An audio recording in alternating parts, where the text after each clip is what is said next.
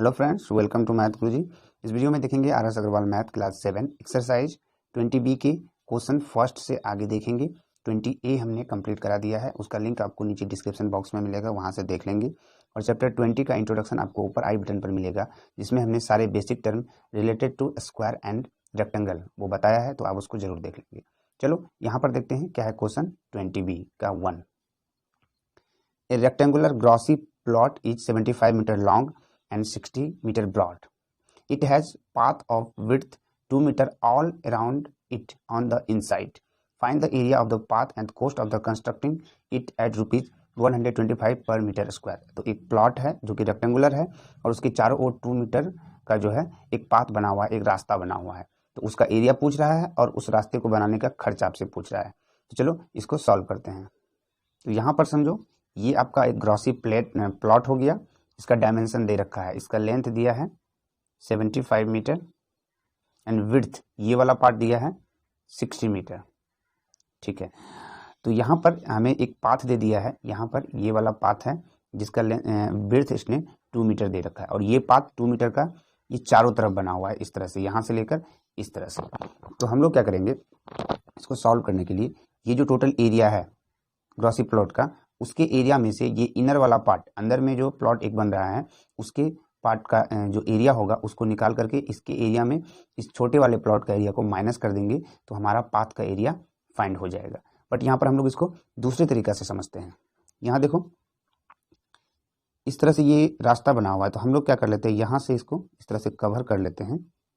तो ये एक रास्ता हो गया और दूसरा यहाँ पर हम लोग अगर इसको कवर कर लें, हम लोग जो सेकंड जो मेथड है उसको भी उस मेथड से भी सॉल्व करेंगे, बट पहले इसको आप समझ लेते हैं। इसको समझेंगे, ये बिल्कुल इजी मेथड है।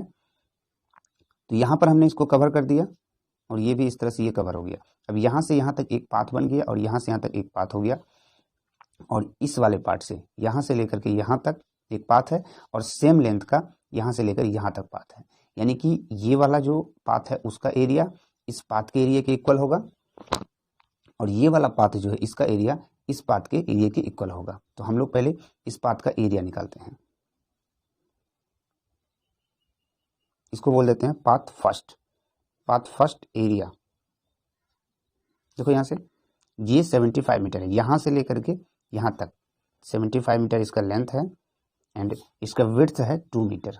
तो मल्टीप्लाई कर देंगे हम लोग 2 से, ये हो गया 2 मीटर। ओके, ये निकल गया एरिया। और इस टाइप का कितना पाथ है आपके पास, तो एक पाथ यहाँ है और सेम एरिया वाला यहाँ पाथ है, यानी कि 2 पाथ है। तो फिर से हम लोग इसमें 2 से मल्टीप्लाई कर देंगे और ये हो जाएगा मीटर स्क्वायर। तो यहाँ से देखो 75 2 जा 150 2 जा, ये हो गया 300 मीटर स्क्वायर। अभी हम लोग पाथ 1 का एरिया निकाले, यानी कि इस वाले पाथ का और यहाँ से इस वाले पाथ का। अब पाथ 2 का एरिया निकालते हैं, पाथ 2 एरिया समझो यहाँ से। अब ये वाला पाथ तो यहाँ से है, इस तरह से हमने इसको ब्लॉक कर दिया है क्योंकि इस वाले पाथ में हम इधर नहीं जा सकते हैं, क्योंकि इस वाले एरिया का जो है इस वाले पाथ का यहाँ पर जो है इसका एरिया हमने पहले ही इसके लेंथ के अकॉर्डिंग निकाल लिया है और यहाँ पर भी इधर नहीं आ सकते हैं क्योंकि इसका एरिया हमने इसके लेंथ के अकॉर्डिंग निकाला। उसी तरह से यहाँ पर भी। तो यहाँ अब जो ये पाथ बचा है आपका यहाँ से लेकर के यहाँ तक सेम इधर भी, तो इसका जो है लेंथ अब क्या हो जाएगा, क्योंकि ये टोटल यहाँ से लेकर के यहाँ तक 60 मीटर है। तो हम लोग क्या कर लेते हैं, यहाँ वाला पार्ट का जो 2 मीटर है और इस वाले पार्ट का 2 मीटर, यानी कि 2 and 2 4 मीटर हम लोग माइनस कर देते हैं इस टोटल में। तो टोटल यहाँ से यहाँ तक कितना है 60 मीटर, उसमें 4 मीटर हम लोग माइनस कर देंगे, तो ये पाथ का जो है लेंथ हो जाएगा। तो 60 में 4 चला गया, दिस इज 56 मीटर इंटू इसका भी चौड़ाई फिर से 2 मीटर दे रखा है 2 मीटर। तो यहाँ से कितना हो जाएगा, और इस टाइप के कितने पाथ हैं, तो एक पाथ यहाँ है और दूसरा पाथ यहाँ है। तो इन दोनों को फिर से हमें मल्टीप्लाई करना है 2 से, क्योंकि ये जो एरिया निकला है वो 1 पाथ का निकला है। 2 से मल्टीप्लाई कर दिया, दोनों पाथ का एरिया अब निकल गया और ये मीटर स्क्वायर। तो यहाँ से देखो इसको हम लोग मल्टीप्लाई कर देते हैं, 2 2 जा 4 और 4 6 जा 24, 4 2 बच रहा है आपके पास एंड 5 4 जा 20 एंड 2, यानी कि हो गया 224 मीटर स्क्वायर इस वाले पाथ का एरिया। तो टोटल एरिया ऑफ पाथ का टोटल एरिया क्या हो जाएगा, फर्स्ट वाले में हम लोग लिखा रहा है 300 मीटर स्क्वायर एंड सेकंड वाले में 224 मीटर स्क्वायर। इस तरह से इन दोनों को ऐड कर देंगे तो कितना हो जाएगा 524 मीटर स्क्वायर। ये टोटल एरिया ऑफ पाथ निकल गया।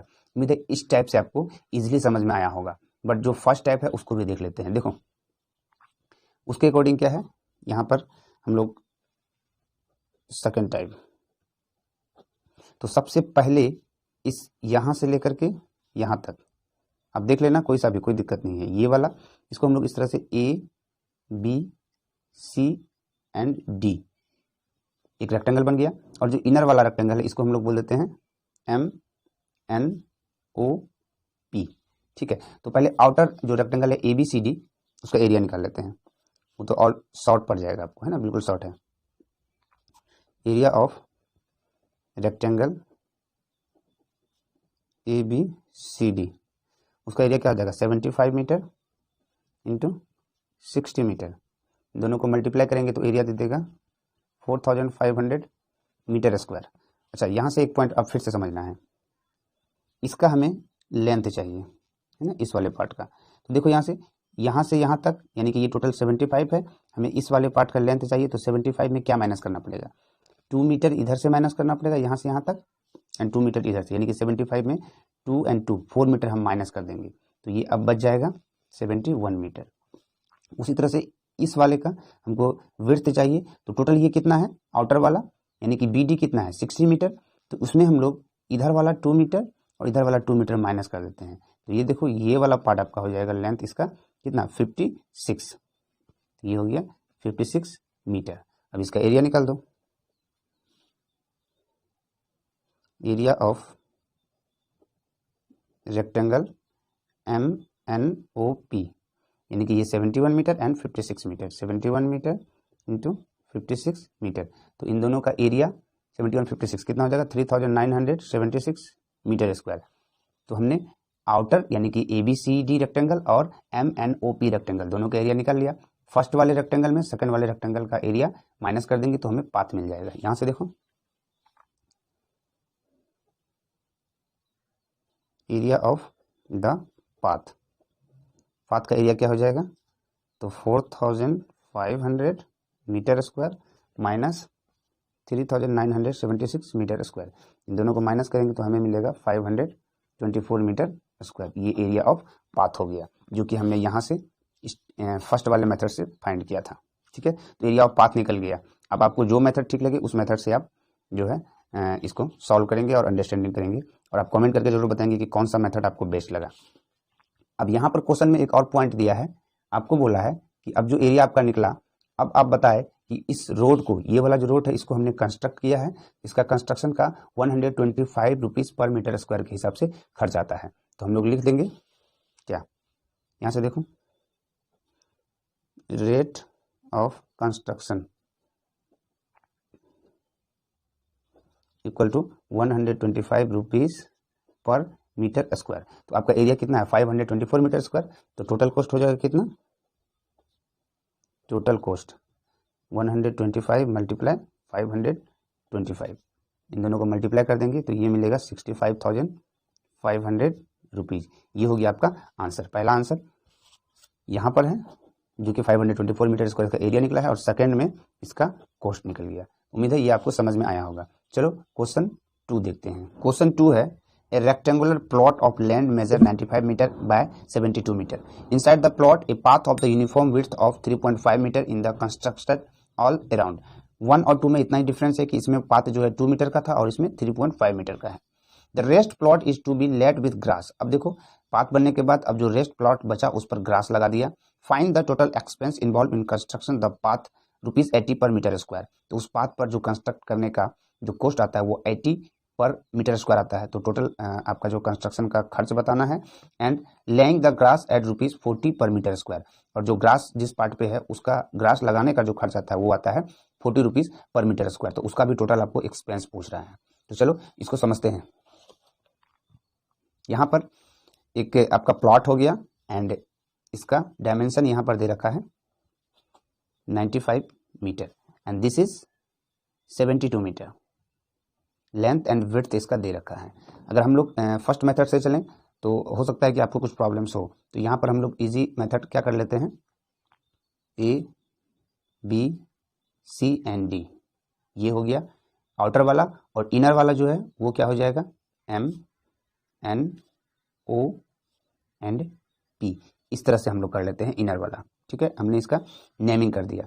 अब देखो हमें सबसे पहले ये आउटर वाला का एरिया निकालना है। तो एरिया ऑफ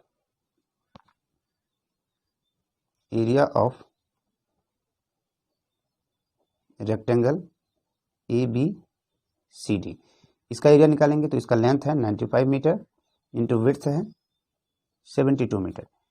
इन दोनों को मल्टीप्लाई करते हैं, एरिया हमें मिल जाएगा 6840 मीटर स्क्वायर। ये आपका एरिया निकल गया जो rectangle A B C D है उसका।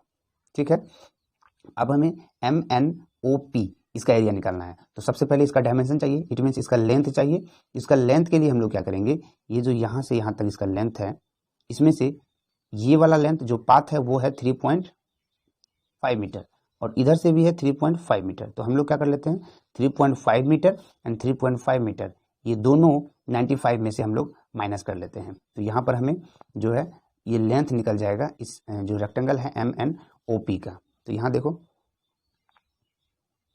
Length of rectangle M N O P, इसका लेंथ निकालने के लिए जो टोटल लेंथ है ए बी का वो है 95 मीटर में माइनस कर देंगे 3.5 मीटर एंड 3.5, इन दोनों को जो है ऐड करके 95 में माइनस कर देते हैं। तो कितना हो जाएगा 3.5 इंटू 2, इसको दो बार मल्टीप्लाई करके 95 में माइनस कर देंगे। तो ये हो जाएगा 95 माइनस 3.5 इंटू 2 इट मीन्स 7, यानी कि अब आपके पास बच रहा है 88 मीटर। तो ये लेंथ हो गया एम एन का, यानी कि ये इनर वाला जो रेक्टेंगल है उसका।